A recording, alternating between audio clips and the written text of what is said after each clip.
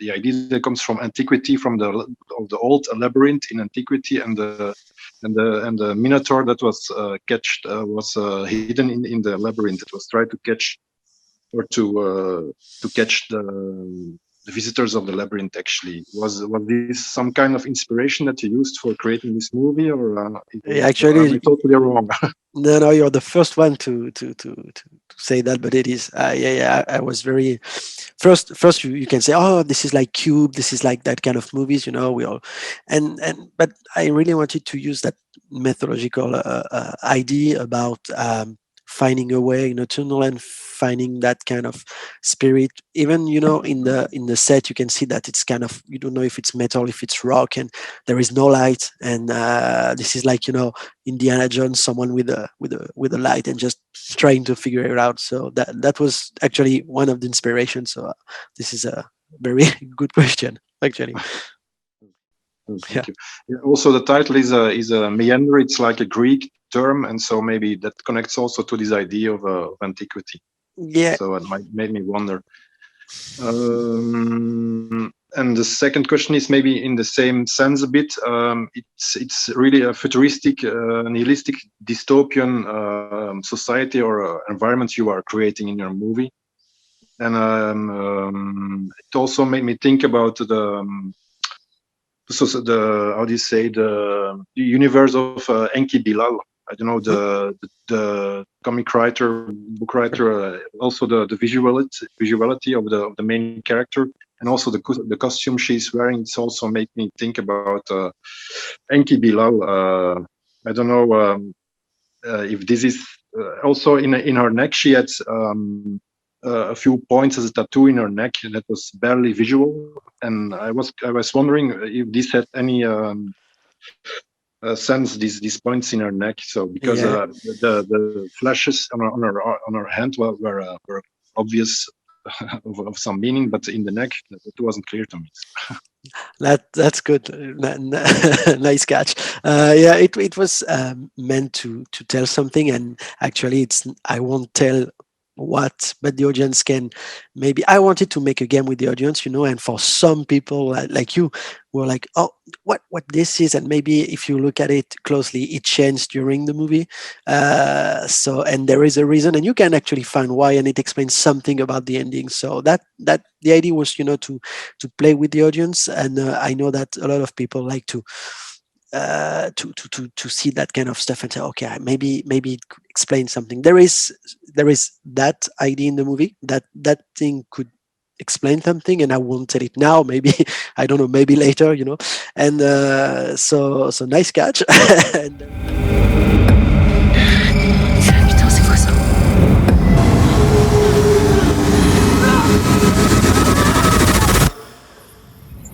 I liked it. Yeah, to me it was also. En fait, si vous préférez de parler français, c'est bien aussi, c'est comme vous voulez. Hein, donc, non, c'est comme tu veux. Si c'est plus pratique pour vous, je vais essayer de parler français. Hein, donc, moi, les deux me vont. Donc, ouais, on peut continuer en français, on peut rechanger à l'anglais après. Allez, ça donne une petite variation. Ouais, allez, faisons ça. Donc, voilà, vers la fin aussi, je me demandais si tu avais joué avec l'idée que la liberté est une illusion, en fait, aussi pendant le fait que les images sont visualisées sur l'écran en vert. Là, on voyait sa fille était tombée par la fenêtre, en fait, mais encore d'autres images qui sont visualisées sur l'écran, en fait. Et aussi, vers la fin, elle grimpait sur cette image du ciel bleu totalement ouvert. Et puis, elle arrive là et c'est totalement bloqué. C'est de nouveau une surface en verre qui bloque totalement la route. Donc, pour moi, ça donnait un peu l'impression que vous jouez un peu avec l'idée que la liberté est une illusion. Donc, Tu peux un peu éclairer cette idée-là ou cette Alors, piste-là? Oui, complètement. Bah, en fait, c'est vrai que, toutes les images sont «fausses» entre guillemets, dans le film. On le voit, il y a les souvenirs qui sont, dans le tunnel des souvenirs qui sont assumés comme ça. On le sait, on voit que c'est bien des souvenirs. Il y a sa petite fille qui est là, on ne sait pas trop si elle est là, est-ce que c'est elle et cetera et dans le film, on se rend compte qu'il y a plein de choses, qui nous montrent que non et que ça va plus loin et en fait, on peut effectivement extrapoler sur la fin et penser la même chose. L'idée, c'était aussi de montrer que, ce qui compte, c'est pas la liberté physique, c'était qu'il fallait qu'elle se libère l'esprit. Donc dans cette même optique, est-ce que la fin est réelle ou pas? Voilà, il y a deux encore une fois, il y a ces petits indices entre guillemets, qui peuvent répondre à ça donc mais l'idée c'était pas de laisser, tu vois? Ce que je voulais éviter, c'était de faire un film qui se termine par un flash blanc et puis de dire: «Oh, le spectateur se fera son idée». Heu, donc c'était d'aller un peu plus loin et d'être un tout petit peu plus philosophique sur effectivement, toutes ces épreuves qui sont physiques dans un premier temps et qui très, très vite deviennent, des épreuves mentales, des épreuves psychologiques, c'est aussi un film sur le deuil, donc de laisser partir et cetera. Donc le côté, la fausse liberté visuelle d'un endroit comme ça, heu, ou positif, paradisiaque, et cetera, c'est vrai que voilà, c'est quelque chose que je voulais, vraiment mettre en avant et avoir ce thème de la liberté qui doit être, heu, mentale et psychologique, de se libérer de l'esprit, en fait. C'est pour ça qu'il y a cette phrase à la fin de la petite qui lui dit: «Ton corps, oui, est mort plusieurs fois» et il y a pareil, il y a une réponse aussi à ça, mais son esprit non, son esprit est toujours le même et il faut que voilà, faut qu'elle se libère de ce poids donc c'est exactement l'idée. Mmh. Justement vers la fin, l'environnement, c'est vraiment, idyllique en fait, moi j'aimerais bien d'aller là en fait, Surtout en ce moment. idéal et notamment, ce sont des images, CGI je suppose qu'ils ont Mmh. créées, c'est pas une localité, réelle, donc en fait, j'avais pas tellement une question, oui, c'était ça la question: «Est-ce que ça existe en réalité?» parce que je veux aller là. Alors toute la Question un partie, peu simple peut-être, mais non, non, mais alors toute la partie du bas est réelle, toute la cascade est réelle, bien entendu. Tout ça, c'est vrai, il y a que quand on dépasse la limite du haut où effectivement là, on part sur des CGI, mais en fait, on a tourné ça au Maroc. C'est un endroit qui est très, très difficile d'accès. Faut descendre à dos de d'âne avec le matériel pendant 40 minutes. C'est voilà, c'est un truc et c'est à, Beni Mellal, c'est en dessous de l'Atlas, vraiment au centre du Maroc et voilà, c'est un endroit paradisiaque. Il y a jamais eu de film tourné là-bas. Il y avait eu un clip, mais il y avait jamais eu de film tourné là-bas et c'est vrai que on comprend quand on arrive là-bas, c'est très, très difficile d'accès, mais voilà, on a tous, c'est vraiment creuser, c'est vraiment on arrive en haut et en fait on doit descendre dans ce trou, où il y a cette énorme cascade et cet endroit magnifique en dessous et en fait nous après avec un drone on a remonté toute la cascade et quand on arrive au-dessus, bah, les plans sans CGI c'est le Maroc donc il y a des maisons, il y a des gens donc à partir de là effectivement nous on a pris le relais sur les CGI, pour cette partie. heu,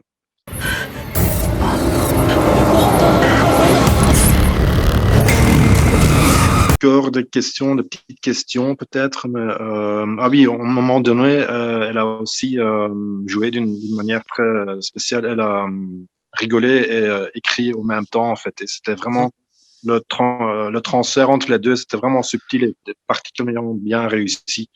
Donc je me demandais si tu avais répété plusieurs fois pour, obtenir cet résultat-là ou Tu parles à la toute fin quand elle est, sur le dos et qu'elle se met à pleurer puis à heu rire d'un coup? non, c'est plutôt vers le milieu, je pense, mais c'est plutôt au début du film, je pense. Je ne sais plus ce qui est passé avant ou juste après, mais elle commençait à rigoler et puis elle commence à être Ah effrayée, oui! en fait. Et la transition est vraiment très subtile et Mmh. très, très, très bien réussie, Oui, je vois tout à fait. Bah oui, effectivement, ça, c'est quelque chose qu'on a répété, mais pas tant que ça. En fait, Gaïa voulait vraiment être dans l'instinctif et essayer des choses. On avait cette liberté, on se laissait cette liberté d'essayer beaucoup de choses.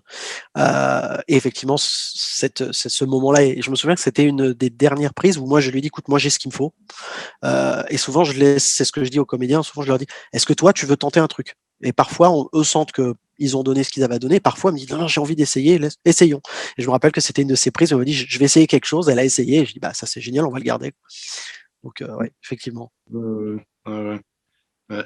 Aussi, au début du film, je me rappelle maintenant que tu avais montré le tournage de la route, en fait, et ça donnait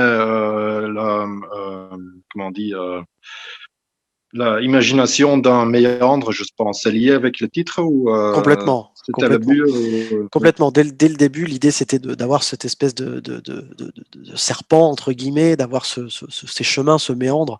Parce que méandre, ça peut être pris de plein de façons comme mot, surtout en anglais, quand tu le traduis meander, ça veut aussi vouloir dire un peu flâner, sans but. Et c'était très important pour moi de garder cette idée-là qu'en fait c'est aussi quelqu'un de perdu dans la vie et qui sait pas trop où elle va, comme une voiture dans la nuit un peu perdue et qui voilà. Donc en fait dès le début, je voulais vraiment mettre cette idée-là en fait. De la même façon d'avoir, tu vois, ces plans très longs, ces mouvements de caméra, même dans le tube. Enfin voilà, toujours être dans cette idée de mise en scène qui suit la logique de dire qu'on est dans des méandres et qu'on ne sait pas trop où on va et qu'elle ne sait pas trop où elle va en fait. D'où le titre en fait. C'est vrai qu'on m'a souvent dit ouais, ce serait bien un titre un peu plus fort. Appelons-le, je sais pas, The Tube ou comme ça fera encore plus proche de Cube ou je sais pas, ou Death quelque chose. Et j'ai dit non, Méandre, moi c'est vraiment un titre qui m'importe parce qu'il raconte vraiment le personnage en fait. C'est ce que j'avais déjà fait avec Hostile, le premier, où Hostile c'était elle qui était hostile vis-à-vis du monde qui l'entourait. J'aime bien dans les titres quand il y a des espèces de variations un petit peu comme ça sur le thème. Ouais, ouais. Ouais, j'aime bien le titre. Le titre, j'aime toujours des titres un peu mystérieux et méandre, ça sert vraiment bien pour ce but-là.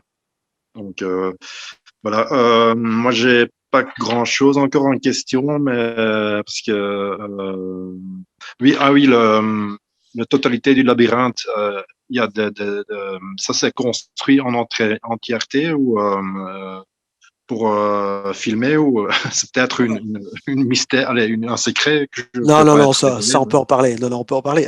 Non, en fait, on a tourné, bon, évidemment tout en studio. On avait un tube de 12 mètres et tout le reste, c'était des morceaux. On avait entre 15 et 20 morceaux, donc avec chaque piège séparé, avec une entrée, une sortie de 1 ou 2 mètres. Et en fait, à chaque fois, on tournait une partie et c'est vraiment au montage où on a donné cette unité.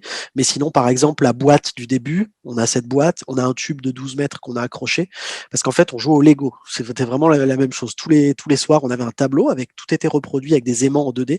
Et en fait, on dit, OK, donc demain, on doit tourner ça, ça et ça. Donc, on va mettre ce morceau-là ici, celui-là comme ça, comme ça, comme ça. Et ensuite, nous, on partait, la déco le soir et toute la nuit, réinstaller les décors. Et ensuite, le lendemain, on arrivait en tournée. Donc, il fallait faire ça tous les soirs, changer la position et tourner dans ces petits morceaux qui représentaient, oui, un piège avec un petit peu de tuyau. On pouvait en mettre un peu plus, etc. Et on pouvait enlever les côtés des panneaux pour tourner à l'intérieur. C'était vraiment, vraiment c'était vraiment un film expérimental là-dessus sur le tournage. C'était très, très particulier. Crois à Los Angeles. Et finalement, encore une question. Si tu aurais un budget illimité, des possibilités illimitées, point de vue argent, localité, journée de tournage, aller en Mars pour faire le tournage ou des choses comme ça, quel sera votre projet de Oh, rêve en fait? de rêve. Il y en a un c'est un livre qui s'appelle La religion de Tim Wheelock, qui parle pas vraiment de religion, hein, puisque c'est l'assaut pendant des Turcs sur Chypre. Donc c'est vraiment 1000 pages d'un assaut sur un château. Et on suit un personnage qui s'appelle Tannhauser, qui est incroyable. C'est violent, mais c'est extrêmement bien écrit. Donc voilà, si les gens qui écoutent n'ont pas lu ce bouquin, La religion, qui est pour moi inadaptable parce que ce serait aussi gros qu'un Seigneur des Anneaux, ce serait enfin au moins aussi violent, voire plus. Ça traite de sujets très très compliqués, très très très tendus. Il y a du cul. Enfin, c'est vraiment un truc très très. Voilà, peut-être une série serait pas mal en série, mais ce serait énorme, vraiment énorme parce que c'est vraiment. On vit un assaut d'un château, mais un assaut qui dure 3 mois, comme duraient les vrais assauts. Et voilà, ce serait hors de prix, mais ce serait incroyable. Et en ce moment, je suis en train de lire un bouquin français qui s'appelle La Horde du Contrevent, qui est incroyable aussi. Je l'ai pas terminé, donc je peux pas trop, mais qui en fait c'est une horde de 23 ou 27 personnes, je sais plus, enfin plus de 20 personnes, qui en fait, on est dans un monde où le vent est perpétuel et il y a des vents extrêmement forts. Et cette bande-là, pendant des années, remonte à la source du vent. C'est leur travail, entre guillemets, c'est leur but. Ils remontent ensemble et donc chacun a un poste très précis. Et c'est écrit d'une façon incroyable. Il y a un petit marque-page avec les noms des personnages parce qu'en fait, il y a des symboles dedans qu'il faut retrouver. Et le livre est écrit, par exemple, petit détail, mais les pages, comme ils remontent le vent, les pages commencent à la page 600 et terminent à la page 0. Donc voilà, c'est plein, voilà, et c'est vraiment, enfin pour l'instant, je j'ai pas terminé le bouquin, mais on me l'a énormément conseillé et ce serait hors de prix à adapter, pareil, parce que ça se passe vraiment dans un monde incroyable avec des bateaux immenses qui flottent dans les airs, enfin vraiment un truc incroyable. Mais voilà, si vraiment j'avais budget limité, je ferais ces deux-là. Voilà. Ah ouais, ça sent bon, Ouais. cette idée-là. Ok. Ben, c'est à peu près tout que j'avais préparé pour vous, pour le Q&A, parce que je l'ai vu.